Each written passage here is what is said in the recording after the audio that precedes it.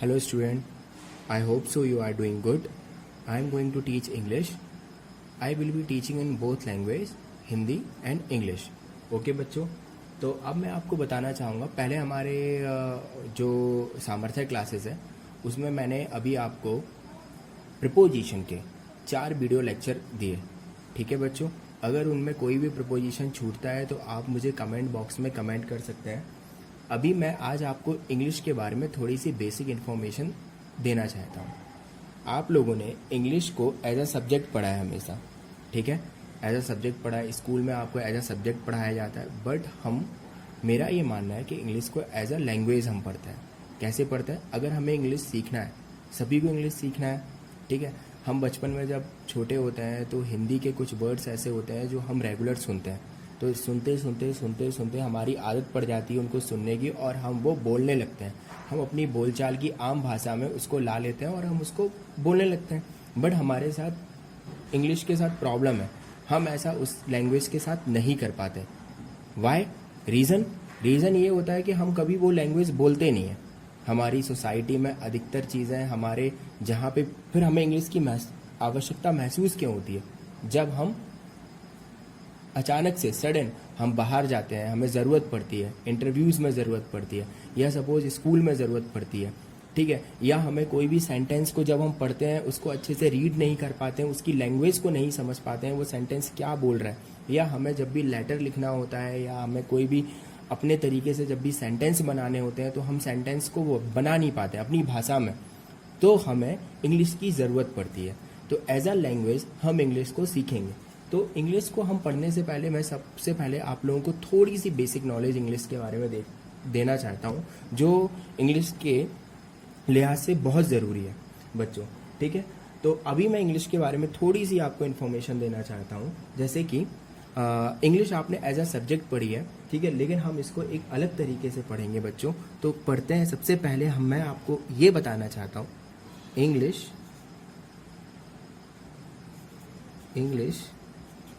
is not a subject.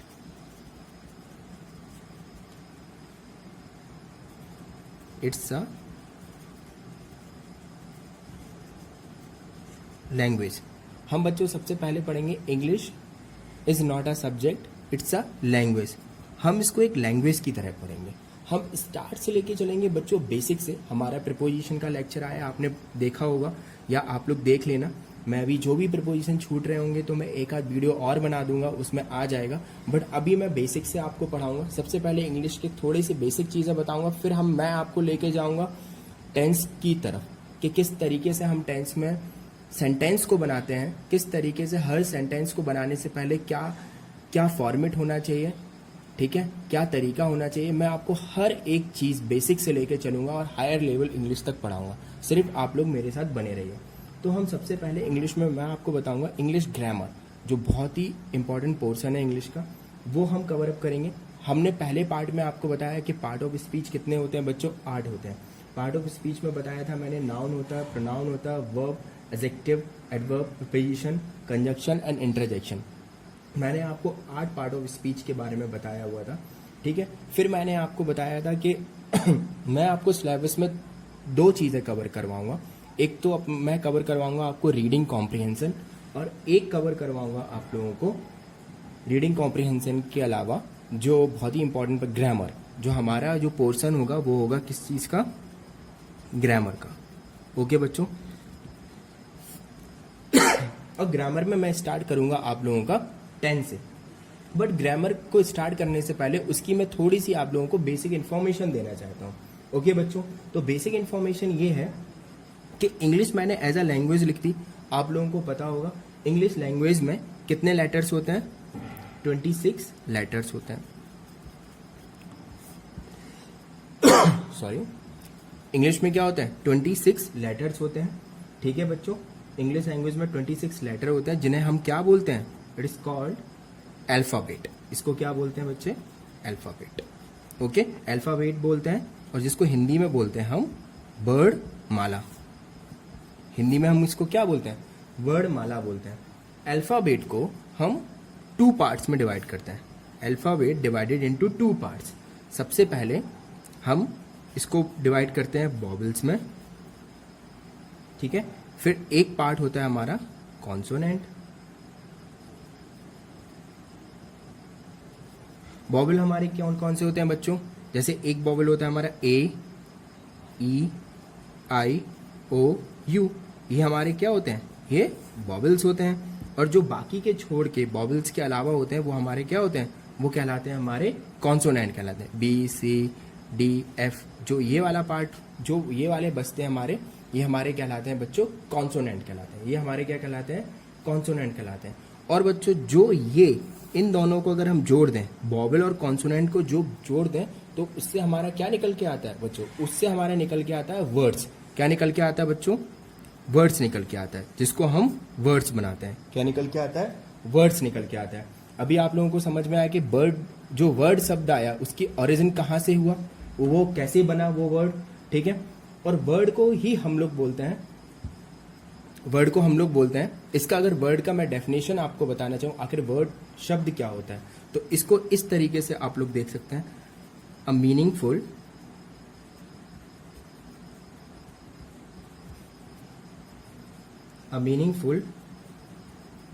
Unit of letters. Okay बच्चों, a meaningful unit of letters को हम क्या बोलते हैं? वर्ड बोलते हैं।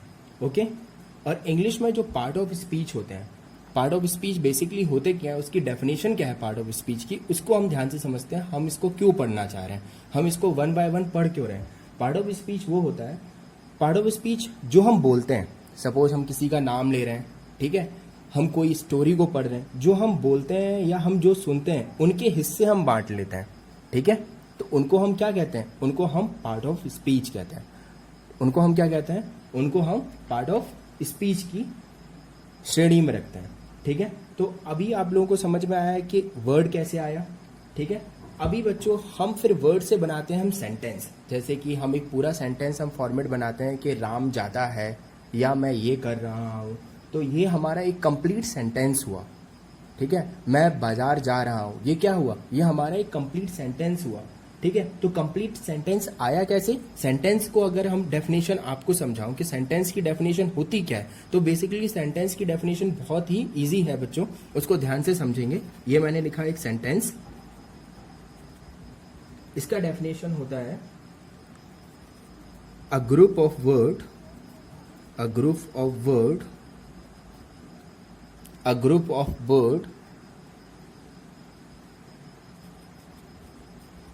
with a group of word with a complete meaning। इसको बच्चों समझ में आ रहा है कि सेंटेंस होता क्या है? सेंटेंस होता है अ ग्रुप ऑफ वर्ड, एक शब्दों का कलेक्शन, शब्दों का group with a complete meaning है। मैं बाजार जा रहा हूं, ये आपको समझ में आ रहा है ना कि मतलब मैं क्या, खुद मैं बाजार जा रहा हूं, क्या लेने जा रहे हो? तुम सब्जी लेने जा रहे हो। A group of word with a complete meaning, that's is called sentence, that is called sentence. अभी आपको समझ में आया? अब ये सेंटेंस आता कैसे है? हम एक स्ट्रक्चर बनाते हैं। स्ट्रक्चर क्या होता है हमारा, ठीक है। अब हम धीरे धीरे आएंगे टेंस के ऊपर। अभी आप लोगों ने बेसिक समझ लिया, अब हम टेंस के ऊपर आएंगे। स्ट्रक्चर क्या होता है हमारा, किस तरीके से हम स्ट्रक्चर को बनाते हैं, ये हम धीरे धीरे समझते हैं। ओके बच्चों, तो अब हम बात करते हैं स्ट्रक्चर की। किसकी बात करते हैं बच्चों? स्ट्रक्चर की। स्ट्रक्चर हमारे जो सेंटेंस का होता है वो बेसिकली होता क्या है? Arrangement of words, that is called structure. तो हमारे स्ट्रक्चर में क्या होता है, क्या क्या चीजें होती हैं, ये हम जान लेते हैं। सबसे पहले हमारे स्ट्रक्चर में होता है एक सब्जेक्ट होता है, एक सब्जेक्ट होता है जिसको हम डूअर बोलते हैं। सब्जेक्ट होता है डूअर, जैसे कि सब्जेक्ट होता है मैं, या जो काम कर रहा है, या जिसके द्वारा काम का प्रभाव पड़ रहा है, जो जिससे काम करवाया जा रहा है। कोई व्यक्ति का नाम हो सकता है, वो सब्जेक्ट कहलाता है, ठीक है। फिर इसके बाद में हम लेते हैं अपन वर्ब। एक हमारी क्या होती है? वर्ब। वर्ब मीन्स एक्शन, ठीक है। वर्ब मीन्स एक्शन, जिसको हम बोलते हैं हेल्पिंग वर्ब, हेल्पिंग वर्ब, ठीक है। हेल्पिंग वर्ब कौन कौन सी हो सकती है, इसको यहां पे लिख सकते हैं, जैसे कि इज, एम, आर, ये हो सकती है। ओके बच्चों, ओके बच्चों, तो मैं बात कर रहा था एक अपना स्ट्रक्चर में जो होता है वो सब्जेक्ट होता है, यहाँ पे लिख देते हैं सब्जेक्ट होता है जिसको हम बोलते हैं डूअर, और एक होता है हमारा वर्ब स्ट्रक्चर में। वर्ब मीन्स हेल्पिंग वर्ब,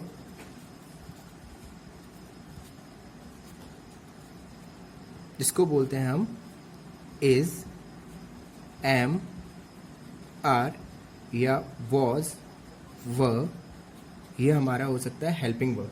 फिर आता है हमारा मेन वर्ब। क्या आता है बच्चों? मेन वर्ब, ओके, जिसको हम बोलते हैं action. Verb, helping verb, is, am, are, was verb, ठीक है। फिर आता है main verb. Main verb means action, जो एक्शन होता है। अच्छा बच्चों, मैं आप लोगों से एक बात और बताना चाहूँगा। बेसिकली आप लोगों ने 3 वर्ब पढ़ी होंगी स्कूल में, या 4 भी पढ़ी होंगी, या 5 भी पढ़ी होंगी। तो मैं आप लोगों को बताना चाहता हूँ वर्ब कितनी होती है। वर्ब 5 टाइप की वर्ब होती हैं। There is 5 type of verb. अब कैसे? First verb, second, third, fourth and fifth. जैसे फर्स्ट वर्ब की बात करते हैं तो हमारे प्रेजेंट इंडेफिनिट में यूज होता है, पास्ट में यूज होता है। जो भी वर्ब है, जितनी भी वर्ब यहाँ पे मैं लिख रहा हूँ, इन सब का यूज मैं आपको बारी बारी से टेंस में बताऊंगा। जब मैं आपको टेंस पढ़ाऊंगा ना, तो वहां पे मैं हर वर्ब का यूज करना आपको बताऊंगा, ठीक है। बट हमें ये याद रखना है वर्ब कितनी होती है। अभी मैं आपको बता रहा हूँ 5 टाइप की वर्ब होती है। फिर हम बात करते हैं, फिर हमारा लास्ट में जो आता है, हमारा लास्ट में क्या आता है हमारा बच्चों? ऑब्जेक्ट। क्या आता है? ऑब्जेक्ट। इसको हम OW से शॉर्ट फॉर्म में लिख सकते हैं। अभी हमारा ये स्ट्रक्चर हो गया एक सेंटेंस का। तो हमारा सब्जेक्ट, वर्ब होता है। एक सेंटेंस में क्या क्या होता है? सब्जेक्ट होता है, वर्ब होता है। हमारी वर्ब कौन सी? इज, एम, आर या वार, वॉज, वर, ये हो सकती है। फिर हमारा मेन वर्ब होता है जिसको हम एक्शन कहते हैं, और हमारा लास्ट में आता है ऑब्जेक्ट आता है बच्चों। ओके, इतनी चीजें आपको समझ में आ गई। और वर्ब की 5 फॉर्म होती हैं। First form, second form, third form and fourth form, and last one is 5th form. अभी आप लोगों को ये चीज अच्छे से समझ में आ जानी चाहिए। अब हम लोग स्टार्ट करते हैं टेंस से। अब हम टेंस को अच्छे से पढ़ेंगे, बिल्कुल बेसिक से पढ़ेंगे। सबसे पहले स्टार्ट करेंगे हम टेंस के फॉर्मेट। टेंस कितने प्रकार के होते हैं, टेंस कहाँ से हैं, और हर वर्ब का टेंस में क्या यूज है। इवन डिड का यूज कहाँ पे करते हैं, डज का यूज करते हैं, डज क्यों हुआ, मैं आपको बारी बारी से ये सारी चीजें आपको टेंस में समझाऊंगा। ओके बच्चों? हाँ बच्चों, तो अभी तक की कहानी में हमने जाना कि वर्ब की 5 फॉर्म होती हैं, ठीक है। हम स्ट्रक्चर किस तरीके का होता है एक सेंटेंस का, ठीक है। हम इंग्लिश में किस तरीके से हम लोग बेसिक चीज़ें क्या होती हैं ये हमने जाना। तो अब हम नेक्स्ट टॉपिक पे आते हैं, टेंस। अब हमारा बहुत ही इंपॉर्टेंट और क्रूशियल टॉपिक है हमारा टेंस। टेंस के बिना ना तो हम कभी भी सेंटेंस का फॉर्मेट बना सकते हैं, ना ही हम शब्दों का अपने चयन कर सकते हैं कि किस तरीके से हमने इंग्लिश में अरेंज करना है शब्दों को, किस तरीके से हमको एक वाक्य, जिसको बोलते हैं हिंदी में सेंटेंस, का उचित एंड सही प्रयोग करना है। जो जैसे हम कभी भी लेटर लिख रहे हैं या हम आर्टिकल लिख रहे हैं, हम पढ़ रहे हैं, उसमें वर्ब क्या है, सब्जेक्ट क्या है, जब तक हम टेंस को जानेंगे नहीं तो हमें वो चीज़ें समझ नहीं आएंगी कि उनकी बेसिकली इनका ओरिजिन कैसे हुआ, ठीक है। तो अब हम जानते हैं टेंस। जो हमारा नेक्स्ट टॉपिक होगा वो टेंस। तो अब मैं यहाँ पे लिखता हूँ, टेंस के बारे में आप लोगों को बताऊंगा, ठीक है। बेसिकली हमने एज यूजुअल स्कूल में पढ़ा है, कई जगह पढ़ा है, कई बुक्स में पढ़ा है हमेशा की तरह। टेंस 3 प्रकार के होते हैं, ठीक है। ऑब्वियसली सी बात है, टेंस 3 प्रकार के होते हैं। हमने एक टेंस हमारा होता है प्रेजेंट, एक होता है पास्ट, और एक होता है हमारा बच्चों फ्यूचर, ठीक है। इसको हमने स्कूल में तो पढ़ लिया, ठीक है। प्रेजेंट होता है, पास्ट होता है, फ्यूचर होता है। हमने बुक्स में भी पढ़ लिया बहुत जगह, प्रेजेंट होता है, पास्ट होता है, फ्यूचर होता है। अब मैं थोड़ा अपने तरीके से बता देता हूँ इस चीज को। एक हमारा टेंस होता है प्रेजेंट, ओके। हम इस टेंस के बारे में जानेंगे। प्रेजेंट मतलब एक्सपीरियंस। एक्सपीरियंस मैंने क्यों लिखा?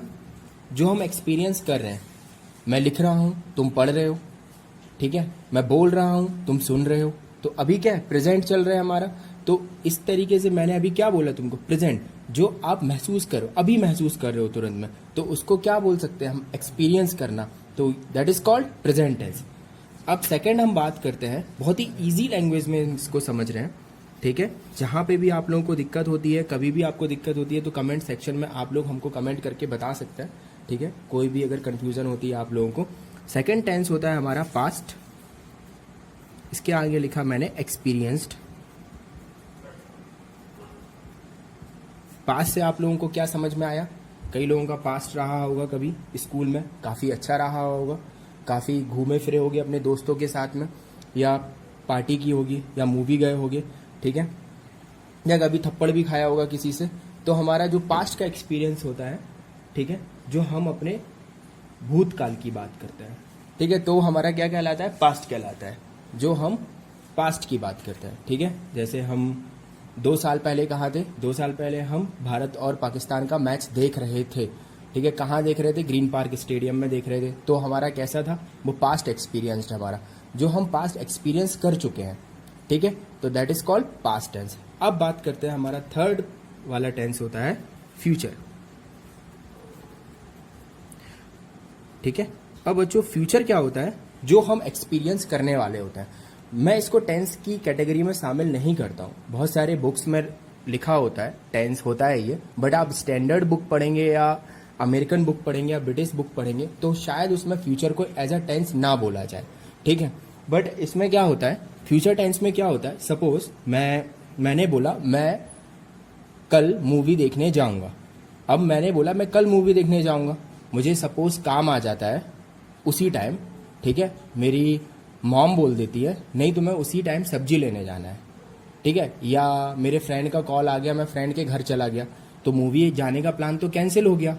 अभी इसका समझ में आया? प्रेजेंट जो हम एक्सपीरियंस कर रहे हैं, मतलब ये सत्य पे आधारित है, डेफिनेट है। पास्ट ये भी डेफिनेट है, तुम्हारे साथ हो चुका है। फ्यूचर काल जो हमारा भविष्य काल है उसको हम नहीं जानते, तो इसको हम टेंस की कैटेगरी में नहीं पढ़ते हैं, बट फिर भी हमारे बुक्स में लिखा होता है। तो ये क्या होता है हमारा? तो 3 तरह के हमारे टेंस होते हैं। अब इनको हम कैटेगरी में बांटते हैं। इनको हम किस तरीके से कैटेगरी में बांटते हैं तो अभी हमको समझ में आ गया। पहले मैं आपको एक बात, जो मैं चीज़ें बोलता हूँ बच्चों, एक शर्त है हमारी कि मैं जो चीज़ें बोलता हूँ अगर मेरे साथ आप लोग पढ़ रहे हैं, यूट्यूब देख रहे हैं, अगर उसको रिपीट भी कर रहे हैं लिखने के साथ साथ, तो ये बहुत ही बेहतर होगा, आपको चीज़ें बहुत अच्छे से समझ आ पाएंगी, ठीक है।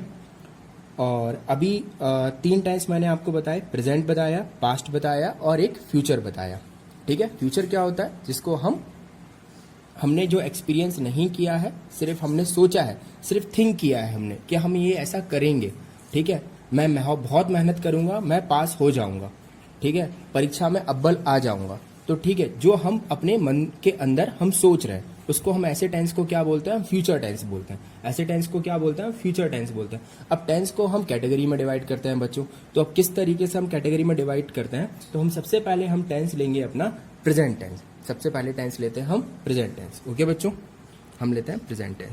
तो प्रेजेंट टेंस को हम बेसिकली 4 पार्ट में डिवाइड करते हैं। ये हमेशा हर बुक में लिखा होता है, उसी तरीके से मैं बता रहा हूं आप लोगों को। सिंपल प्रेजेंट को इंडेफिनिट बोलते हैं। मैं लिखता जाता हूं यहां पे, सिंपल प्रेजेंट,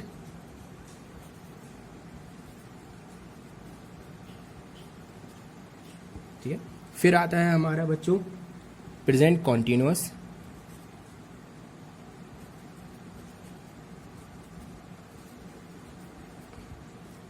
प्रेजेंट कॉन्टिन्यूअस। फिर आता है बच्चों हमारा present perfect,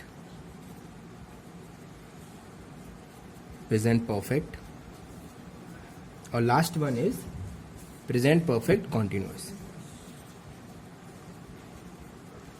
present perfect continuous.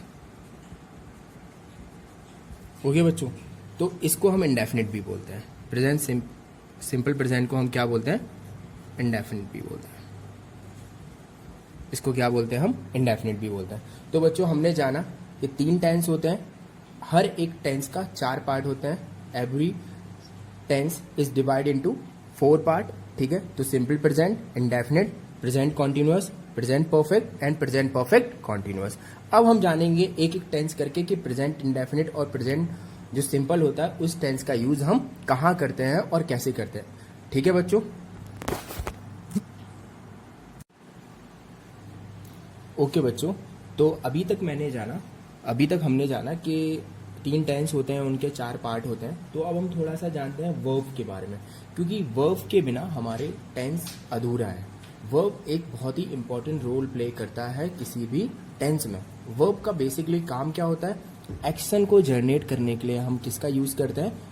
Verb का यूज करते हैं एक्शन को जनरेट करने के लिए। जैसे कि मैं खाना खाता हूँ, ठीक है, खाना खाता हूँ, ठीक है। तो खाता हूँ मतलब क्या हो गया? हमारा एक्शन हो रहा है हमारा। तो क्या है हमारा? एक्शन आया, ये एक वर्ब है। तो इस तरीके से वर्ब के 5 फॉर्म होते हैं। हम वो 5 फॉर्म का यूज कहाँ कहाँ पे करते हैं, कैसे करते हैं, पहले हम वो जान लेते हैं। फिर इसके बाद मैं आपको बताऊंगा कि simple present, present continuous, present perfect and present perfect continuous का यूज हम किस तरीके से करेंगे। तो देन मैं स्टार्ट करता हूँ वर्ब का फर्स्ट फॉर्म। वर्ब का फर्स्ट फॉर्म इसके हम नीचे लिखते हैं बहुत ही सिंपल तरीके से, प्रेजेंट, ठीक है। वर्ब का फर्स्ट फॉर्म का यूज करते हैं प्रेजेंट टेंस में, ठीक है, या प्लूरल, यहाँ पे लिख लेते हैं प्लूरल। ये हम बारी बारी से डिफाइन करेंगे कि हम जब टेंस पढ़ाएंगे, जैसे प्रेजेंट सिंपल पढ़ाएंगे, तो ये मैंने यहाँ पे प्लूरल क्यों लिखा, वर्ब का फर्स्ट फॉर्म क्यों लिखा, ठीक है। B2 को यूज करते हैं हम पास्ट के फॉर्म में, B2 को यूज करते हैं पास्ट, ठीक है। वर्ब का जो पास्ट होता है, सेकेंड फॉर्म होता है, वो हम B2 यूज करते हैं। B3 हम यूज करते हैं परफेक्ट के लिए। परफेक्ट मीन्स हैज या हैव, उसके बाद ed लगता है, हम B3 यूज करते हैं, ये हम लिखते जाते हैं। B2 हम इसलिए यूज करते हैं। एंड B4 हम लोग यूज करेंगे कॉन्टिन्यूअस के लिए। किसके लिए? कॉन्टिन्यूअस के लिए बच्चों, कॉन्टिन्यूअस के लिए बच्चों यूज करेंगे। And B5 last one is हमारा वर्ब का 5th फॉर्म यूज करते हैं, ये प्रेजेंट के लिए यूज करते हैं, और ये हम यूज करेंगे हम सिंगुलर। तो अभी हम प्रेजेंट जो हम पढ़ने वाले हैं, present indefinite, present simple, verb का फर्स्ट फॉर्म और वर्ब का 5th फॉर्म बहुत ही इंपॉर्टेंट रोल प्ले करने वाला है बच्चों। तो क्या हमारा हो गया? वर्ब का 5th फॉर्म हो गया। वर्ब का फर्स्ट फॉर्म यूज करेंगे प्रेजेंट हम प्लूरल के लिए, B2 हम यूज करेंगे पास्ट के लिए, B3 यूज करेंगे परफेक्ट के लिए, B4 यूज करेंगे कॉन्टिन्यूअस के लिए, एंड B5 यूज करेंगे प्रेजेंट सिंगुलर के लिए। अब बच्चों बहुत ही जल्दी हमारा जो सेकेंड वीडियो लेक्चर आएगा, ठीक है, उसमें टेंस को हम डिटेल में जानेंगे, किस तरीके से हम प्रेजेंट सिंपल का यूज करते हैं, किस तरीके से हम सेंटेंस को हम बनाते हैं प्रेजेंट सिंपल में, बेसिकली कहाँ कहाँ पे हम प्रेजेंट सिंपल को हम कन्वर्सेशन की लैंग्वेज में यूज कर सकते हैं। हम सारी चीज़ों को बहुत ही अच्छे से, बहुत ही स्लोली जानेंगे। मैं आप लोगों को इंग्लिश के सारे चैप्टर्स कवर अप करवाऊंगा, ठीक है, चाहे वो कोई भी चैप्टर आप लोगों का नहीं छूटेगा। तो अभी कोरोना वायरस है देश में, अपने घरों पर रहिए, सुरक्षित रहिए, ठीक है। देश में सहयोग करिए, कंट्रीब्यूशन करिए, अपने घरों पर रहें, सुरक्षित रहें, और जय हिंद, जय भारत। Thank you.